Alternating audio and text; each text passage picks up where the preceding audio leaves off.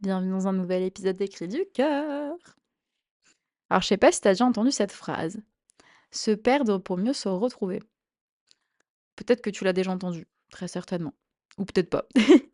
Mais j'ai envie d'en parler de cette phrase qui fait, très sens chez moi et aussi, chez différentes personnes, dont une amie très, très proche qui est en train de vivre cette période qui n'est pas une période facile.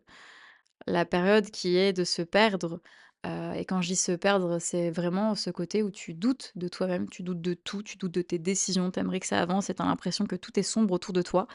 Heu, Tu sais, tu as l'impression que les portes vers lesquelles tu devais aller pour ton avenir, on va dire, bah, tout se ferme, en fait. Comme si les portes, elles disparaissaient et que tu remets tout en doute, tout en question, que ce soit professionnel pas personnel, nécessairement, mais tu sais, tu doutes beaucoup, tu as beaucoup de négativité, tu te poses plein de questions, et tu as ce côté très, très très compliqué à vivre finalement, quand tout te semble enfin tout te semblait finalement, être, la bonne direction et que d'un coup comme ça sur ton chemin, bah, tu as tout qui disparaît et tu es un peu perdu. Si je devais métaphoriser ça, bah, c'est comme si tu te retrouvais, face à plusieurs portes, qui disparaissent finalement et tu es là et tu dois créer ta propre porte, ta propre sortie vers ton propre chemin finalement et je trouve que c'est la période la plus compliquée à vivre, mais en même temps à la fois la plus belle parce que quand tu en sors, mais tu as tellement de clarté, tu as tellement, un mieux-être parce que finalement, c'est une grosse période très compliquée à vivre, mais vraiment très, très, très dure et quand c'est fait, quand elle est passée, tu as ce côté de: «OK, en fait, ce que j'ai vécu, ma période de doute et ma période très sombre à me remettre en question, beh, tu dis: "OK, elle a été là pour une raison" parce que c'est en fait, comme si tu faisais un reboot de toi-même. Un reboot de toi-même, de tes choix et de la direction à prendre et je sais que c'est pas facile parce que tu as ce côté où ouais, bah, bah, tu perdu, quoi et c'est effrayant parce que tu c'est comme si tu sortais de ta zone de confort, mais sans le vouloir. T'es là, t'es dans l'inconfort total alors que t'avais pas prévu ça et beh et c'est un peu compliqué à vivre parce que ouais, en fait, tu dois puiser dans «toi-même» entre guillemets d'une certaine manière. Tu dois tu dois, ouais, faire un travail sur toi de manière inconscient où tu dois comprendre ce qui t'anime, ce qui ne t'anime plus. En fait, c'est comme un tri de toi-même et une connaissance de toi aussi. Parce que voilà, faut savoir aussi qu'on n'est plus la personne qu'on était il y a 3 mois, ni encore moins celle qu'on était il y a 2 ans ou il y a 4 ans et les choix qu'on a fait il y a 4 ans, peut-être qu'ils ne correspondent plus avec cette personne qu'on est aujourd'hui et pour moi, les périodes un peu de reboot, on va dire, sont vraiment bénéfiques parce que comme si tu te mettais à jour sur toi-même, tes aspirations, ce que t'aimes pas, ce qui t'anime plus et donc tu comme si tu refaisais enfin, comme si c'était un rendez-vous une fois tous les X où tu refais le point avec toi-même. Ouais, c'est assez marrant dit comme ça, mais je le vois vraiment comme ça et justement ce point, ça te permet aussi une fois qu'il est fini, de petit à petit sortir de cette bulle-là et pour vous donner un exemple, je l'ai vécu, de septembre à fin décembre. Ça a été une période tellement, mais tellement difficile à vivre. Vraiment, j'avais l'impression de plus être à ma place nulle part, et d'être complètement, complètement perdue. Bon, après, il y a eu aussi, un truc en rapport avec la maladie qui a joué dans ce côté où j'étais perdue. Mais ça a été vraiment une période où ouais, où je savais plus trop en fait, je savais plus qui j'étais. C'est simple, on va mettre les mots, dessus, c'est que je ne savais plus qui j'étais. Bon après, pour ma part, je vivais une crise identitaire. Alors est-ce que le fait de se perdre est une crise identitaire en soi? Je sais pas.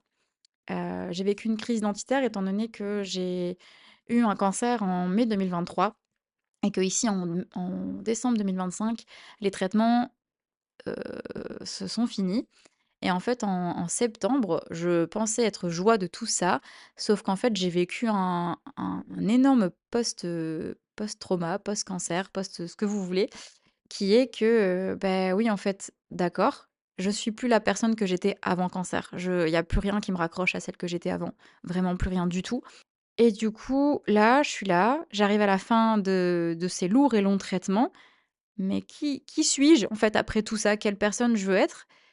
Qu'est-ce que je suis devenue? Et tu as ce côté de ouais, de perte de repères. Voilà, c'est le mot, en fait. Quand tu te perds, tu as vraiment ce côté de perte de repères totale et c'est super effrayant parce que tu as l'impression que tu en sortiras pas de cet état. Tu Je vais pas dire qu'il y a rien qui te met en joie, ce serait mentir, mais plutôt j'arrive pas à mettre des mots sur ce que je veux dire exactement, mais peut-être que cette phrase, elle vous parlera, peut-être un peu mieux que ce que mes mots pourront dire. C'est cette phrase qui est: «Ta nouvelle vie te coûtera l'ancienne».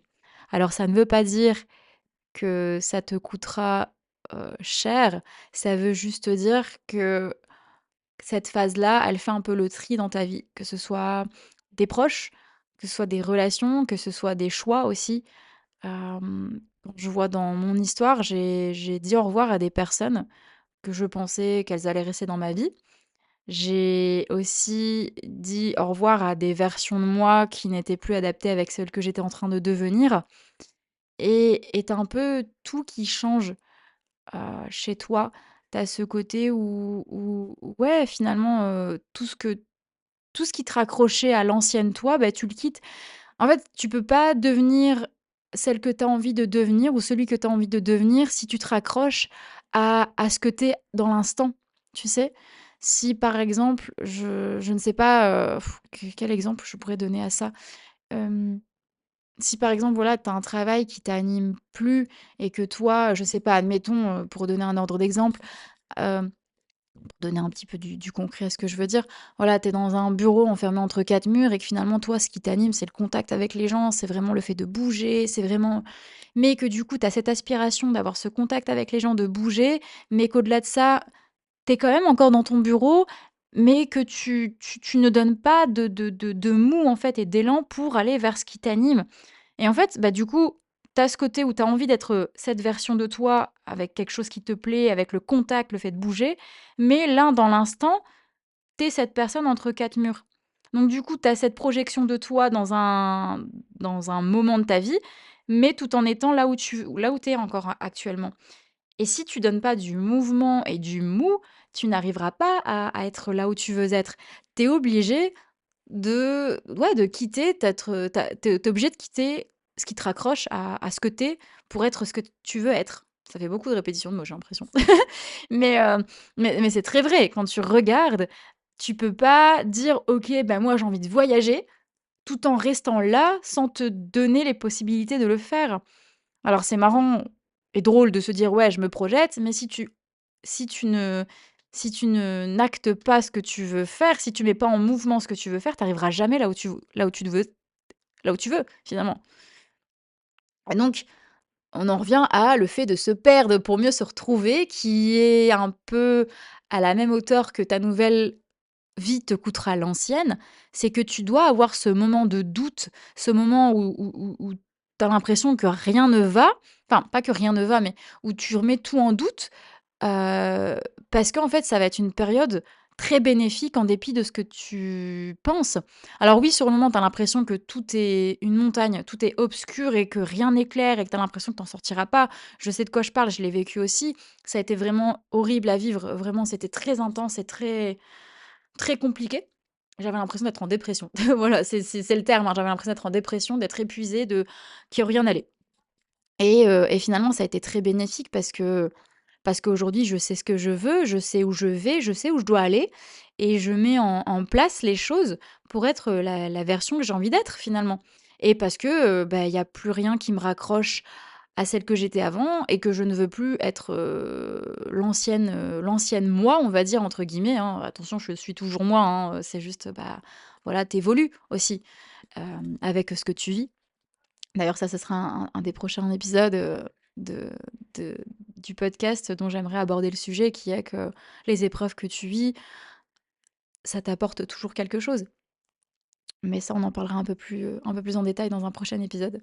Parce que si je m'étale, l'épisode va durer 1000 ans. C'est pas l'idée. Mais voilà. Donc à toutes les personnes qui vivent cette phase de perte de repères, sachez que ouais, j'en suis désolée parce que c'est pas une période facile, c'est pas la meilleure des périodes à vivre. Si je devais donner un mot de fin à cet épisode, je te dirais que ne doute pas de ce que tu es en train de vivre. Même si tu vis une période de doute, sache que ce que tu es en train de vivre, cette impression que rien ne va et cette perte de repères, c'est juste pour un mieux. Et et ce mieux, quand tu l'auras compris, avec du recul, tu comprendras aussi pourquoi tu as dû passer par là où tu passes actuellement. Et sache que tu n'es pas seule.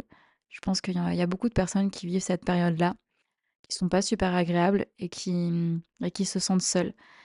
Sache aussi que tu peux toujours en parler à ton entourage, même si peut-être qu'ils comprendront pas trop bien ce que tu es en train de vivre. Mais ne reste pas seule avec tes pensées, ni avec tes doutes. Je pense qu'on a tous des personnes qui tiennent à nous et qui nous aiment et qui, même si c'est juste une présence réconfortante, ce n'est pas à négliger, je trouve.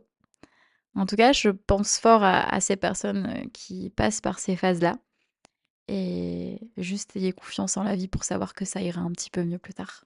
Et surtout, si vous avez besoin d'un accompagnement psychologique, ne négligez pas ça, parce que la santé mentale, c'est tout aussi important que la santé physique. Je vous embrasse très fort et je vous dis à très bientôt pour le prochain épisode.